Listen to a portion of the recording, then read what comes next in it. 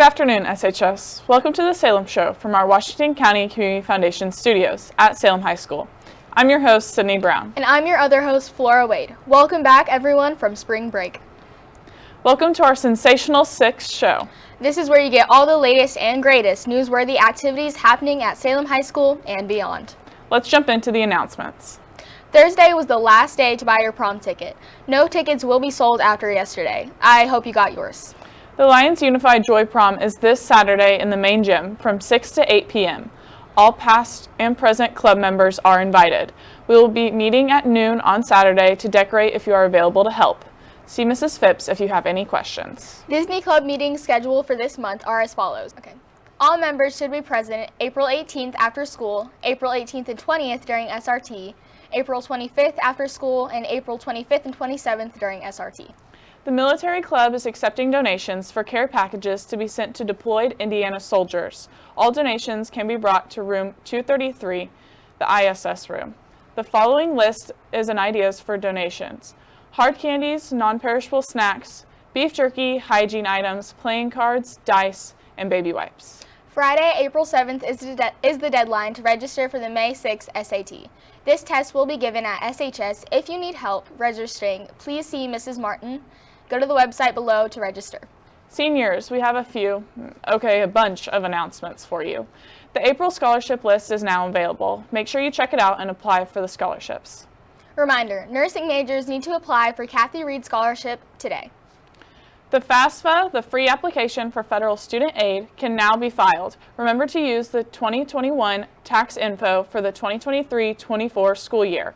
Go to the address below. This needs to be done by April 15th, 2023. Some schools require it by March 1st.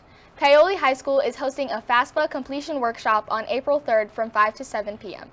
Honor Day will be May 12th at 9 a.m. Parents are allowed to take their senior to lunch after the awards program, but seniors must return to SHS for 5th period at 12:40 p.m.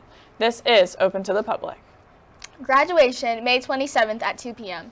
This will be held in Brooks Memorial Gymnasium and is open to the public. Seniors will receive tickets, usually around 4, at graduation practice for floor seating. Bleachers are open seating. Anything between now and the end of the year will be sent in an email and posted in the Google 2023 classroom. The senior year is going by quickly. Make good decisions and keep your grades up. Reminder, you must have passed all your required classes and met other state requirements, complete a graduation pathway, and a gold paper to go along with it in order to march at graduation. Vending machines are off limits during school hours. If you need a snack, please go to the vending machines before the start of school or after school is let out for the day. And just your yearly reminder about your Chromebook. Make sure when your Chromebook gets down to 5%, charge it. Shut down your Chromebooks to charge it. This will eliminate most issues in charging Chromebook. Make sure you're not leaving your Chromebook out in the cold because this may harm the screen or interfere with connections. So let's kick it over to Davern for the weather. What's it going to be like this upcoming week? So I'm hopeful about the weather next week. It looks like spring has sprung. So let's take a look. Friday, we'll have a high 62 and a low 41. It'll be cloudy. It's also Good Friday. Saturday, we'll have a high 67 and a low 46. It'll be sunny. And we have a home softball game against Dub Dub. Sunday, we'll have a high 69 and a low 49. It'll be cloudy. And it's Easter. Monday, we'll have a high 69 and a low 47. It'll also be cloudy. It's also Golf Day. Tuesday, we'll have a high of 73 and a low 49. It'll also be partially cloudy. We also have a home golf game, baseball game, and tennis game. Wednesday, we'll have a high of 77 and a low 53. It'll be sunny, and it's National Grilled Cheese Day. Thursday, we'll have a high of 80 and a low 56. It'll also be sunny, and another home tennis game. Friday, we'll have a high of 82 and a low 58. It'll be cloudy, and it's also Dolphin Day, and we have a home golf game. Now, let's pause for a short commercial break and then head over to Community News with Elaine. Don't you have to be wealthy to donate to the foundation? Not at all. Some of our donors are in elementary school. Others choose to donate over time through payroll deduction or monthly ACH accounts. Donations of any size are accepted and greatly appreciated. All you need to know is what organization or area of interest you would like to support, and we will handle the rest.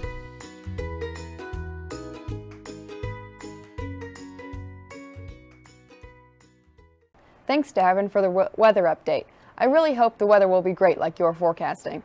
With Easter right around the corner, we wanted to showcase some of the events being held in our community.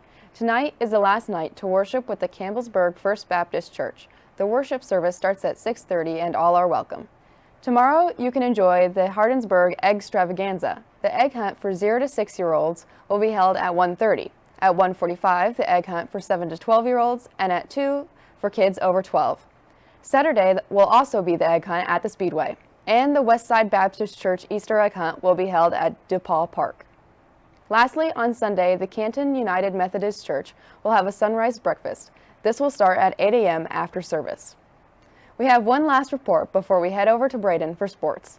Our very own reporter, Finn, has had a chat with our SCS Staff Spotlight.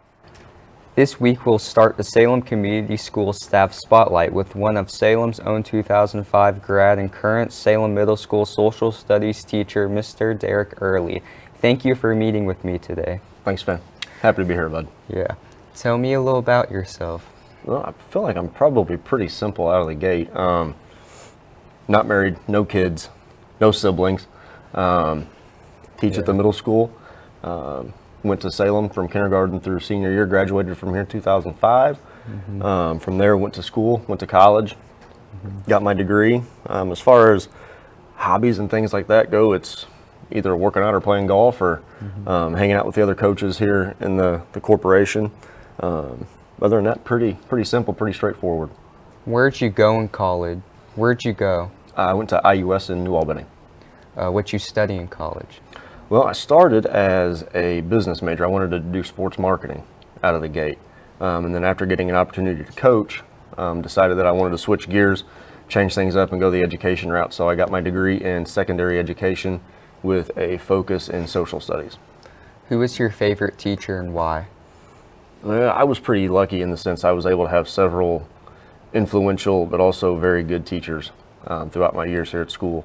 But if I were to pick one and kind of narrow that list down, my favorite teacher would be Mr. Calhoun with physics. Awesome. And speaking of people, who is one of your role models?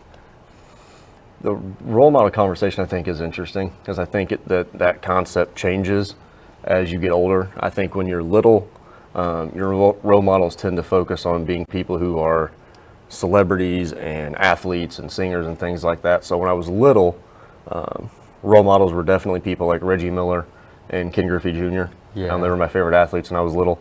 But as you get older and you adapt and you grow and you mature, I think it kind of shifts to people that you kind of want to emulate. People who have attributes that you respect, you could look up to. Yeah. So when I think about that, when I think about as far as career, people like Deb Rye at the middle school, people like Mr. Wade Swift.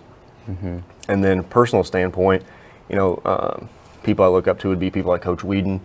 And then my best friend even is somebody that I use as a really good example, as a role model, and somebody that I want to try and emulate and be like. So I think it's interesting how that dynamic changes as you get older. Right.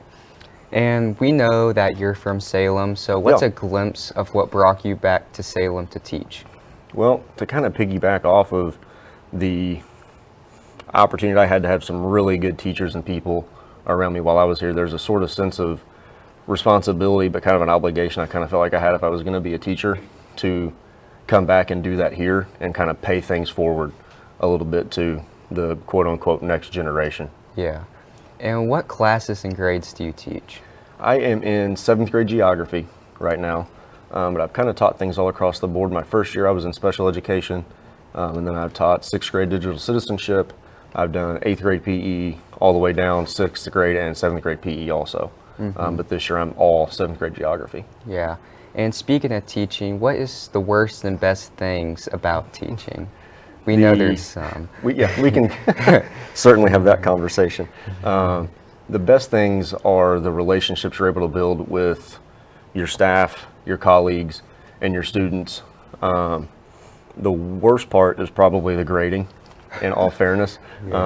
There's probably some people who would say other things, but for me, the worst part's having to go through the grading process of having 140 assignments to grade. That's a lot. Yeah. And what are some traditions or superstitions you have on the first day of school, Or what is your routine to getting up for the first day of school? To set as many alarms as humanly possible. I start there. And then I don't have any quote unquote superstitions. Like I've told players in the past, I'm not superstitious, but I'm a little stitious. Yes. I don't necessarily have anything that I've set due on the first day other than make sure I get up on time. Right. And other than that, really just come in. I kind of do the same routine every year once we get into classes talking about rules and policies and stuff like that. And we have, the set papers you have to pass out. But as far as anything set that I make sure I do other than, setting 42 different alarms, that's about Right. it. Mm-hmm. And how do you keep things new, fresh in the classroom? I try and just not to be too vanilla, for lack of a better term, not coming in and just kind of sitting down and here's a paper, here's an assignment, read this, answer these questions and turn it in. Right. Every day we do a current event topic.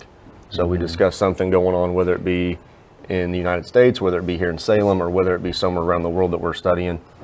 Try and make things a little bit fun in that regard, because it's not necessarily content Right. that we're talking about, but it's a current event that they can usually get into and at least generate some discussion. And then we have a quote of the day that we go through every day to try and hopefully maybe give a little bit of motivation or inspiration, something for them to think about. And then try and make things fun. Do a lot of projects and group work and things like that to keep everybody kind of invested and interested. Yes. And what's something that people would be surprised to find out about you? So I weighed this question for about probably 10 or 15 minutes yesterday as I'm thinking. And Right. for all of the fun that gets poked at me, you guys would be very surprised. I do actually train legs. Do you? It's not just bench. It is not a myth. No. So, do you like schedule leg day? Do you like? Absolutely, Finn. Absolutely. At least once a year. Awesome. We don't hear much people do that.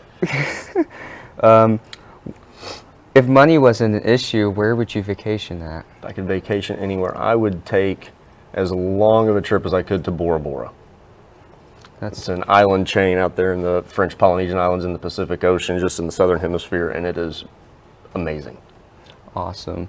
And anything else would you like to add? I don't think so, other than go Lions, and thanks for having me. Of course. Again, thank you, Mr. Early, for sitting down with me and Lion Nation. I really enjoyed finding out more about you. This has been Finn Kreitzer with SLNN and The Salem Show. Now back to the show. Thanks, Finn, for the special interview with Mr. Early. We here at SLNN wanted to thank Mr. Early for sitting down with us. Now, we'll toss it to Braden at the Hoosier Upland Sports Desk. Thanks, Elaine. Now let's get into sports from the Hoosier Upland Sports Desk. In local news, our Lions baseball team's home opener got rained out this past Monday and has been rescheduled for the end of May. They will travel to Seymour tonight to face the Owls. First pitch will be at 5 p.m. Our Lady Lions softball team had their home and season opener Tuesday against Jeffersonville. The Lady Red Devils picked up the win 3-10. They will be back at home tomorrow to welcome the team out west. First pitch will be at 10:30 in the morning. Good luck, ladies. The first track meet is in the books. The boys came just short of winning, finishing second to Silver Creek by just 4 points. Girls finished third overall. Lots of blue ribbons, though. Proud of the effort by both squads. We had a home meet last night against Charlestown. More on this later. Our Lady Lions tennis team is at Madison tonight. First serve will be at 5 p.m. Good luck, ladies. Lions golf will be teeing off at Trinity Lutheran's home course at 5 p.m. tonight. Good luck, guys. Hit them long and straight. The chaotic March Madness is over. The Final Four played on Saturday with FL Atlantic losing to San Diego State 72-71 on a last-second shot, and Miami losing to UConn 72-59. This led to our final game with the Aztecs versus the Huskies this past Monday night, which brings us to the winner. San Diego lost to UConn 76-59 in a very competitive game. Congratulations to everyone who had them winning in their brackets. And we cannot mention March Madness without mentioning the women's side. There was unreal action.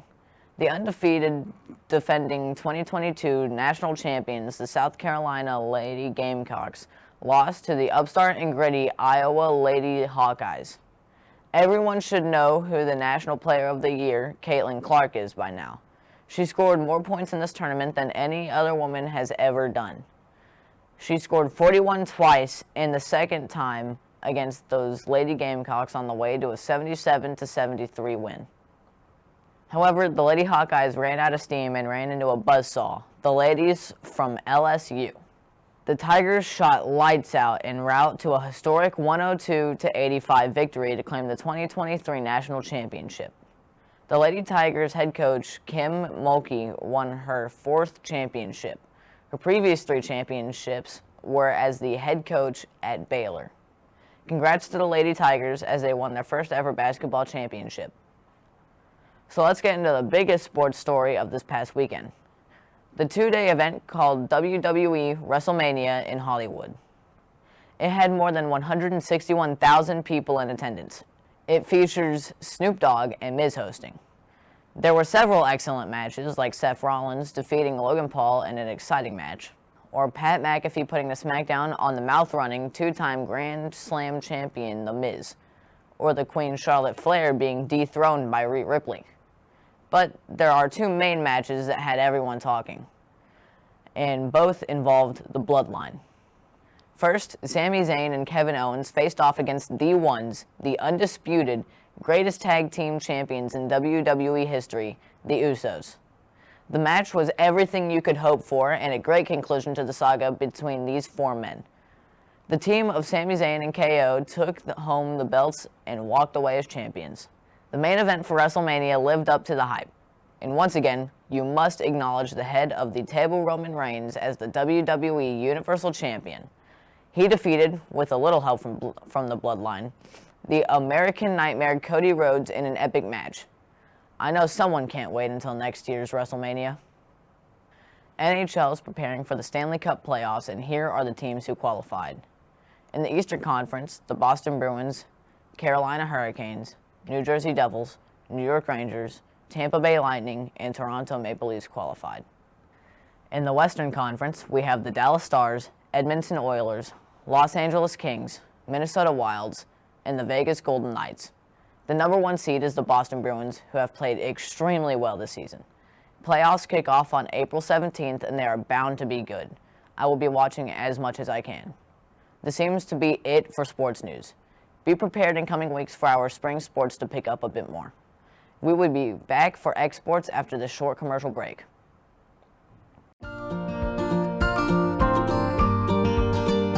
Shop local at Lynx Clothing and Shoes. Lynx offers a wide variety of clothing.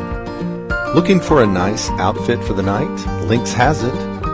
Need a nice pair of shoes to go with it? Lynx has it. Lynx doesn't just offer nice clothes, though. They also provide all your local sports team gear.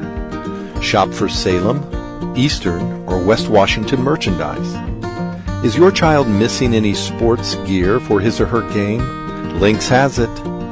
With the wide selection and stylish and comfortable clothing and shoes, all your sports gear and equipment needs, along with the reasonable prices and a central location in the heart of downtown Salem, Indiana, there is no reason you shouldn't stop by and shop at Lynx Clothing and Shoes.